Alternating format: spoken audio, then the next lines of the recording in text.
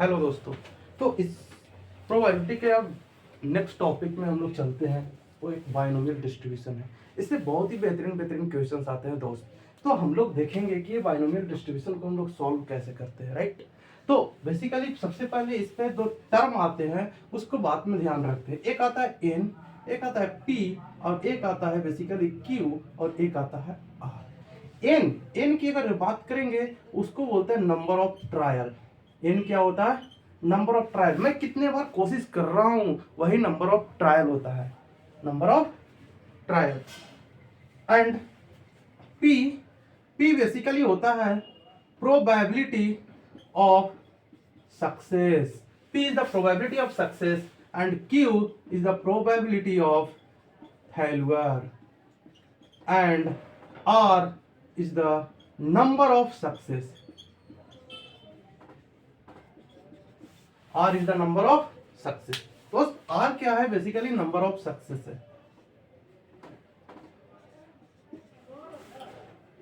P is the probability of failure and R is the number of success, right। अब हम लोग देखेंगे ये जो नंबर ऑफ ट्रायल होगा ना वो फाइनाइट होगा। कैसा होगा? आपको नंबर ऑफ ट्रायल फाइनाइट्स होंगे। फाइनाइट्स कहने का मतलब, और ये जो हमारा प्रोबेबिलिटी होगा, जो इवेंट होगा, वो इवेंट क्या होगा? इंडिपेंडेंट इवेंट होंगे। Events are independent. तो इवेंट इंडिपेंडेंट होंगे।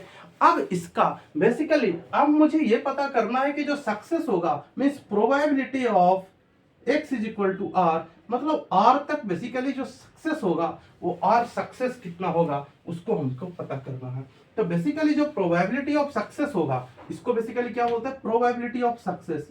प्रोबेबिलिटी ऑफ सक्सेस ये हमारा इक्वल टू होगा that is N C R P to the power R into Q to the power N minus R. यही हमारा प्रोबेबिलिटी ऑफ सक्सेस का formula हुआ, और इसी को हम लोग यूज करेंगे और इसको सोल्व करेंगे। यहां से मुझे probability of success find out हो जाएगा, और यहाँ पे P और Q क्या है? P probability of success and Q probability of failure रहता है। एक बात दोस्त देखते होंगे कि probability of success and plus probability of failure that is equal to 1। अब इसमें हमें कुछ फाइंड आउट करने के लिए होता है मीन। तो mean is equal to basically क्या हो जाएगा? तो मीन का अगर फार्मूला देखें हम लोग, किसका फार्मूला? मीन का। तो मीन का फार्मूला n इंटू पी होगा।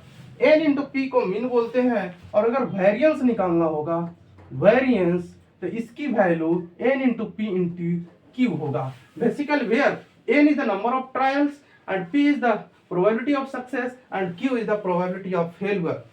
और अगर स्टैंडर्ड डेविएशन की बात करेंगे, स्टैंडर्ड डेविएशन, स्टैंडर्ड डेविएशन, तो स्टैंडर्ड डेविएशन को हम लोग शॉर्ट में एसडी लिखते हैं, और इसकी जो वैल्यू होती है that is root under variance. Means variance का वैल्यू एनपीक्यू है, that is root under NPQ. इतनी बात समझ में आई दोस्त? तो यही बाइनोमियल डिस्ट्रीब्यूशन का ये बेसिकली हमारा फार्मूला होता है, और इसको यूज करते हैं। अब हम लोग एक क्वेश्चन से समझते हैं। हम लोग अब एक क्वेश्चन लिखते हैं, बहुत ही इंपॉर्टेंट क्वेश्चन मैं बता रहा हूँ। जैसे फॉर एन एग्जांपल व्हाट कि a fair coin is tossed, a fair coin is tossed 15 times.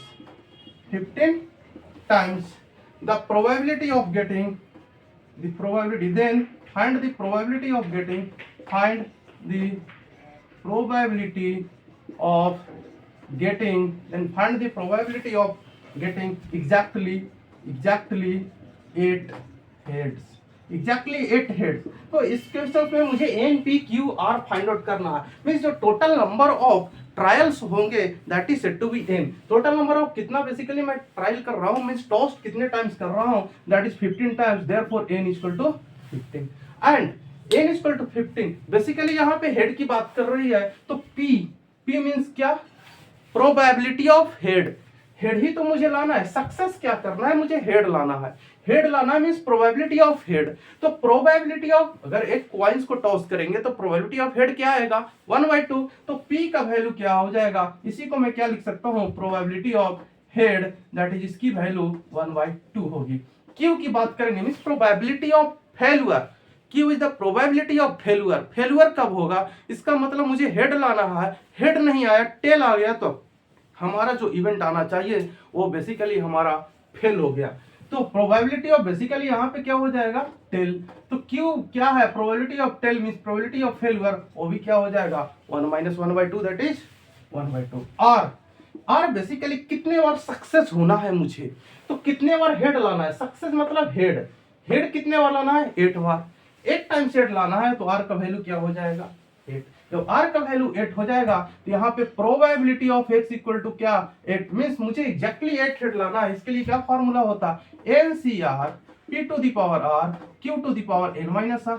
N का वैल्यू क्या है 15, C R का वैल्यू 8 है एंड P का वैल्यू क्या हो जाएगा 1/2 to the power 8 into 1/2 to the power 15 minus 8 that is. इसको करेंगे तो एक बात बेसिकली यहाँ पे देख लीजिए दोस्त कि जो NCR होता है उसको हम लोग लिखते हैं factorial N divided by factorial R into factorial N minus R। ये फार्मूला होता है किसका NCR का दोस्त। तो इसको आप दिमाग में रखिएगा कि NCR का ये फार्मूला होता है। तो अगर यहाँ पे 15 C8 करेंगे तो अगर शॉर्ट में देखें हम लोग तो 15 को 8 टाइम्स लिखते हैं multiplication 15 into 14 into 13 into 12 into 11 1 2 3 4 5 6 7 8 9 into 8 divided 1 to the power 8 1 to the power 8 यहाँ पे करेंगे और 8 फैक्टोरियल करेंगे 8 into 7 into 6 into 5 into 4 into 3 into 2 into क्या हो जाएगा 2 to the power 15 2 to the power 15। अगर इसको टोटल को सॉल्व करने बैठेंगे आप तो सॉल्व करिएगा और इस सॉल्व करने के बाद अगर आपको देखिए तो बेसिकली यहाँ पे देखने की कोशिश कीजिए क्या कि 6 और 2 6 4 3 जा 12 कैंसिल आउट 5 2 जा 10 कैंसिल आउट 8 से 8 कैंसिल 7 2 जा 14 अब बच गया 6 3 3 जा 9 3 2 जा 6। यहाँ से अगर जो देखेंगे अब क्या और कुछ कैंसिल होने वाला है, हाँ 2 से 2 कैंसिल हो गया। बेसिकली अब ऊपर कितना बच गया 15 into 13 into 11 into 3 by divide by 250। इसको अगर आप डिवाइड कीजिएगा तो 0.196 यानी कि लगभग हमारा ये बेसिकली कितना हो गया 8 इंटू 7 इंटू 3। ठीक है, तो यही बेसिकली हमारा क्या हो जाएगा, फाइनल आउट कीजिएगा इसको कटपुट करके तो हमारा ये आंसर आएगा और यही आंसर बेसिकली इसका हो जाएगा कि मुझे 8 हेड लाना है एग्जैक्टली, उसका डायरेक्टली आंसर ये होगा राइट। अब दोस्त अब हम लोग नेक्स्ट वीडियो में नेक्स्ट कॉन्सेप्ट लाएंगे डिफरेंट चैप्टर्स पे, तो आप लोग वीडियो में बने रहिए और लाइक कीजिए सब्सक्राइब कीजिए। That's it, thank you.